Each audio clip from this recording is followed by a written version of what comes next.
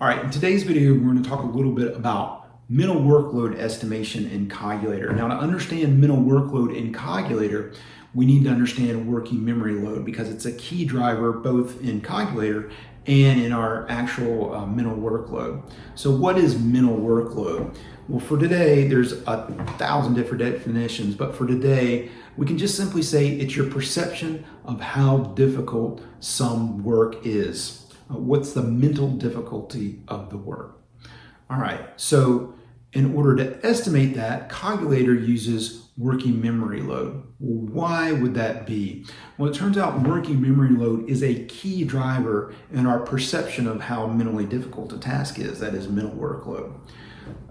And again, why would that be? Well, it's because working memory load is both capacity constrained and time constrained. We can only hold so much information in working memory at any given time, and we can only hold it for a limited amount of time. Otherwise, it begins to what we call decay. We'll talk about decay more in a minute. So the fact that it's capacity limited and time limited makes it a serious bottleneck in cognition. And that's the reason, because it's a bottleneck, that it's a big driver in our perception of mental workload. That is how difficult we perceive some tasks to be. So let's talk a little bit about working memory in Cogulator. As you learned in one of the earlier videos on modeling in Cogulator, in order to get a piece of information, a piece of working memory information into Cogulator, we use something called chunk naming. And just in case you're not familiar, in working memory, we call a single piece of information a chunk. So one piece of information in working memory is called a chunk. So that's why in Cogulator, we call the feature chunk naming. We go and we identify with right angle brackets where a chunk of information is that we want to place in working memory during our modeling task. So what happens to that in Cogulator? Cogulator bases its working memory modeling on ACT-R. ACT-R is the atomic components of thought. It's a very, very, very well-established cognitive architecture. It's been very widely used. There are hundreds and hundreds of papers on it, including its memory functions. Now, as part of all that research, they established a couple of different algorithms. And the ones that we're interested in are the activation algorithm, decay, and probability of recall. So what's that all about? Well, in working memory, we say a piece of information, or memory in general, a piece of information has a level of activation. And activation determines how available that information is in working memory. Now, the activation will decay. It will lessen over time.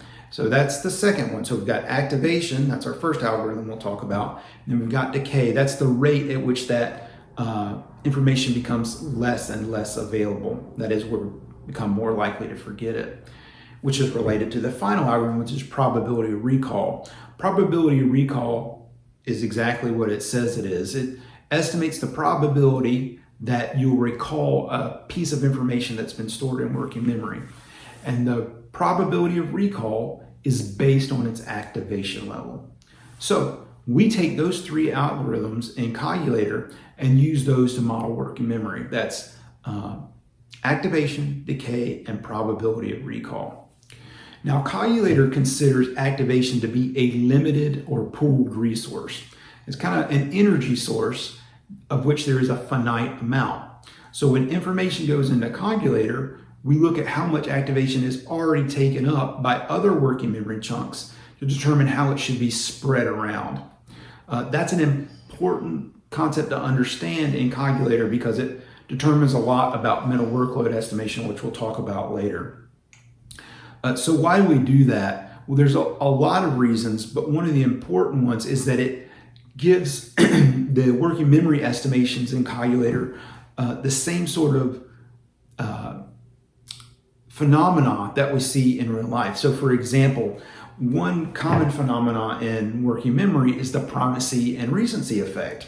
That is, if I give you a series of numbers, 8974987, you're most likely, if asked to recall those in serial order, you're most likely to remember the first numbers I gave you and the last numbers I gave you. That's primacy and recency. And in part because of the way that we model pooled activation, you will see a primacy and recency effect in Cogulator. That is, if you were to go and look at the activation levels of a series of digits you were given, you'd see the highest activation levels are for the first digits and the last digits, with the digits in the middle. In this case, let's say if I gave you 8974987, you know, the 7 and 4, 9 and 8, somewhere in there, they'd be the less active pieces of information, therefore the ones that you'd be less likely to recall. Okay, so we use pooled activation to model working memory in Cogulator. So we've got activation, decay, probability of recall, and pooled activation. And there's one other piece that I want to talk about with you before we move on to mental workload estimation in Cogulator, and that is the ability in Cogulator to model frequency of recall. So let me tell you what I mean by that. If you take a piece of information out of long-term memory, let's say that 8974987 I keep telling you about, that was my phone number when I was a kid. That's one piece of information for me, 7 pieces of information for you. For me, it is my phone number. For you, it's 8974987. Now, if you rehearse that long enough, eventually that'll go from 7 pieces of information, or 7 chunks, down to 1 chunk, and we do that through rehearsal. Well, in Cogulator, we model the effects of rehearsal, because one of the things rehearsal does is it gives a piece of information more activation. The more I rehearse it, the more activation it comes in, and therefore the longer I'm able to retain it in memory, and the more likely I am to remember it as time goes by. We do recall or rehearsal in a couple ways. First, when you place a piece of information in working memory using the angle brackets in Cogulator, you get a minimal amount of rehearsal that's assumed. But let's say you use the recall information. You say recall, and you put some piece of information in angle brackets next to recall. Recall means it's something that you're taking out of long-term memory. So we assume noticeably more rehearsals are already associated with that chunk of information. So if you compare storing a piece of information in working memory in Cogulator to recalling a piece of information, and you look at the activation in the Gantt chart down in the working memory section, you'll see the activation, or rather the decay, is much slower with the piece of information that you recalled than the piece of information that you added via store or whatever.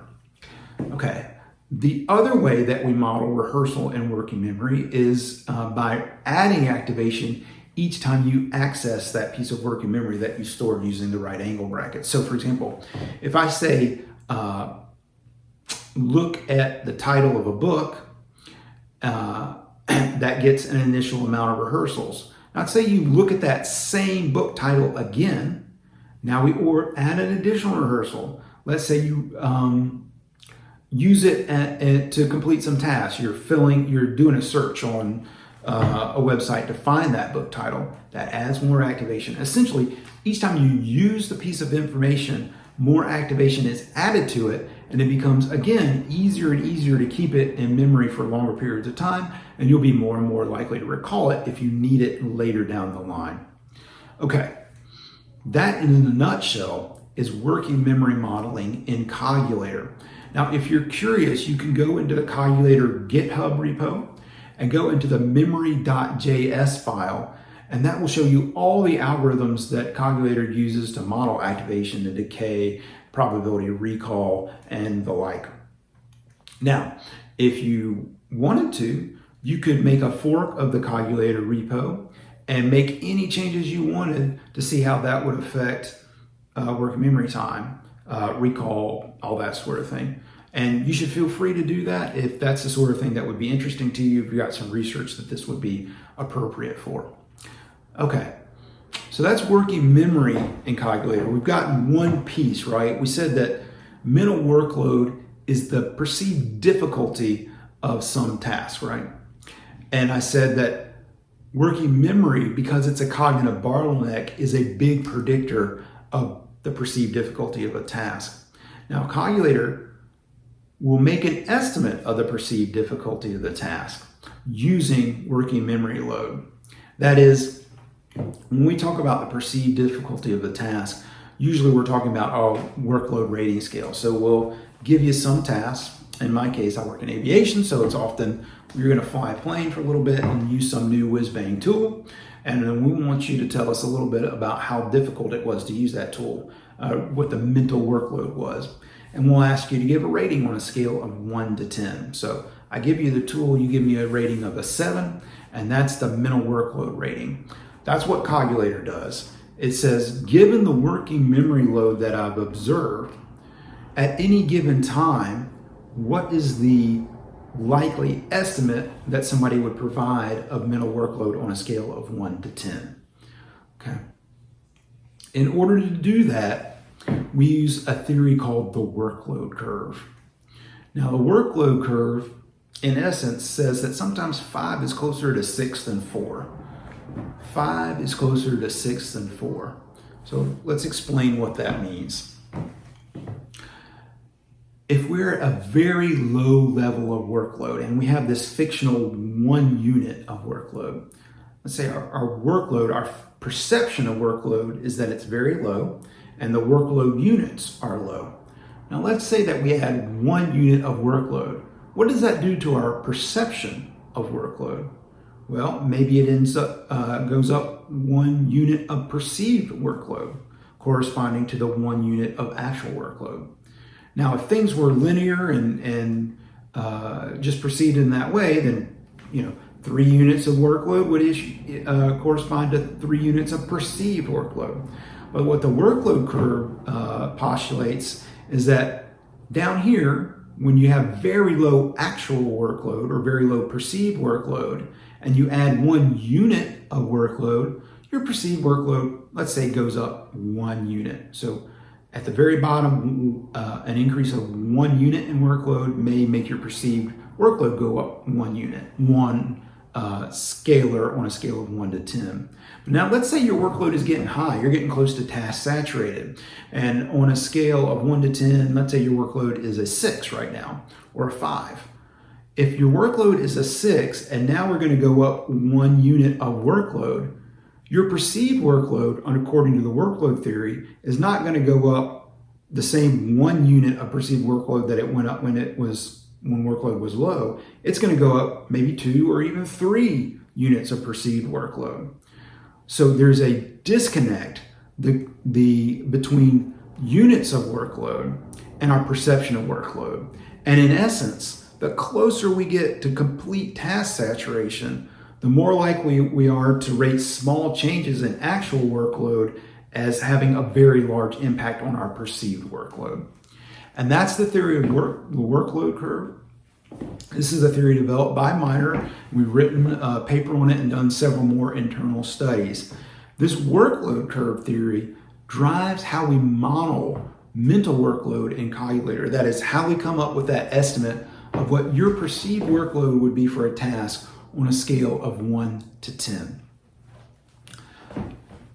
So, in order to do that, there's a couple of important things that you need to know. First, it's an instantaneous reading. That is, we look and we say, at this point in the model, you've tried to access a piece of information from working memory.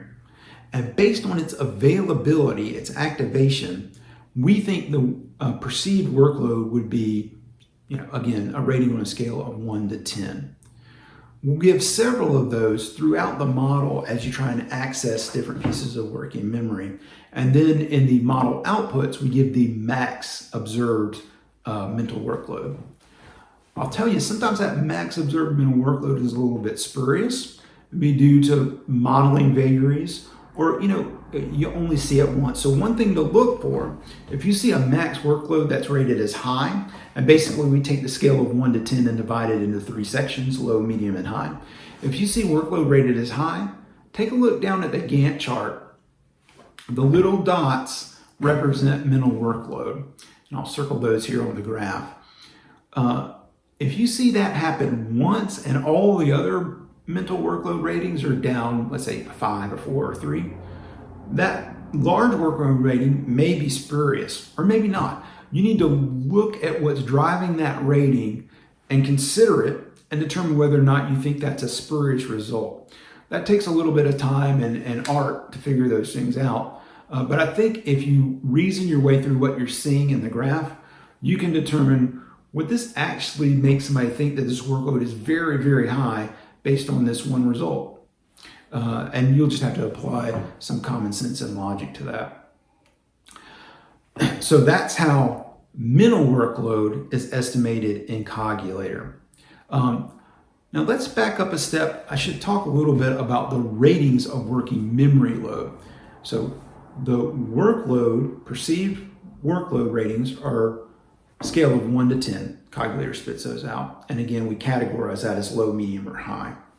The working memory load that we track in Cogulator is literally just the number of pieces of working memory, number of chunks in working memory at any given time. So, and we average that out at the top of Cogulator to give you an average number. So a couple of rules of thumb when you're looking at the working memory results. First, in general, we want the average working memory load to be something less than about 3.5 chunks. Is it the end of the world if it's more than that? No. Does it guarantee that your workload is well under control if it's less than that? No. But in general, as a heuristic, if we see something more than about 3.5 chunks, I start to be concerned that the overall task, you're juggling too many pieces of information in working memory. And so again, you can go in the Gantt chart and go through and see where you're getting peaks and valleys and what's driving that 3.5 or 4 or 5 average chunk rating that you're seeing. Okay, so that's one good place to look in terms of understanding where there might be working memory load concerns. The second thing is, again, going down to the Gantt chart. Let's say you have a very, very long task. Sometimes long tasks can obviate or hide working memory areas of concern. So if I have a long task and a section of it is 3.5 chunks or more, 4 or 5 chunks on average, but the task at large maybe only has 1 chunk on average, my average working memory load across the whole task is going to be down to 2 or 1.5 chunks. We're hiding that peak. So a good thing to do is open up that Gantt chart, look through and see, do you have peaks particularly more than about 5 or 6, more than about 5 chunks? If you got a peak of 5 chunks or more than 5 chunks, look at what's going on in that area of the model. Is the person just taking in a bunch of information that they don't really need to consider and they're moving on? And that peak is probably not that big of a deal. Are they having to take those 4, 5, 6 pieces of information and integrate them? Okay, now we've got an area of the model where mental workload may end up being of concern and working memory load may end up being of concern, and you're at risk of forgetting or interference and the like. So take a second to look through all your working memory results in the Gantt chart and look for peaks and valleys. See what's going on. To make sure that the results you're seeing make sense. Make sure that you haven't abandoned a piece of working memory. That is, it's important in Cogulator to use the ignore operator. The ignore operator says you'll do ignore right angle bracket for your working memory chunk. It says take this piece out of working memory. And what it's doing, it's not actually, in reality, we don't instantaneously drop pieces of information from working memory, right? But we do ignore them. We don't pay attention to them any longer. And therefore, they are unlikely to affect our perceived load, or rather our perceived workload or our working memory load. So make sure you don't have a piece of information past where it's actually being used. So if I need to get the current time to enter into some field in an interface, I'll look at a clock, let's say, and I'll put that time in working memory. Then I'll go over to my interface. I'll type in the time in the field that requires, what's the current time, or what time do you plan to depart would be the kind of thing we do in aviation. And then I want to use the ignore operator to get that piece of working memory, or to get that piece of information out of working memory and out of Cogulator's workload considerations. And again, that way we get much more reasonable working memory estimates and subjective workload estimates. and we don't have that, what I was calling an abandoned piece of information in working memory. Something that honestly would no longer be of value to the task, and that the user would no longer be trying to hold in working memory, and it's just been left. So we want to use the ignore operator to get rid of those. So that's another reason to work through the working memory chunks in the Gantt chart and see what's going on. Make sure you don't have a piece of memory that's just kind of staying in there forever that's not being managed with an ignore operator. Now, sometimes you'll have something that, a piece of information that's you put in at the beginning and you need it all the way at the end, and in which case, make sure it stays in there. And if Cogulator tells you that piece of information would have been forgotten, then it's a good point to say, A, make a note that this piece of information has to be retained in memory too long, and B, you can also model whatever the user would do to get that piece of information back. So if it's a clock time, then I'll look at the clock again and get that time back in. So that's a good use of the Gantt chart. So I've gone through a lot of stuff here in a short amount of time in modeling working memory and subjective workload in Cogulator. You can always go to the Cogulator.io primer and learn more. If you're savvy with code, or even if you're not, go in there to the Cogulator GitHub repo, take a look, and look at the algorithms. You don't need to change anything, and most of these you don't really need to know a lot about programming. You can infer what's going on and understand the basic math, and that'll get you more insight into how Cogulator is working. If you see Cogulator spit out a result that doesn't make a lot of sense to you, go and see why that is. Maybe you'll find an error in your model. Maybe you'll find that you weren't managing memory, you needed to use an ignore. Or maybe you'll find that you just found a counterintuitive result that's actually completely valid. But be careful in inspecting the workload outputs, both the workload outputs and the working memory outputs in Cogulator, both of which you can see in the Gantt chart.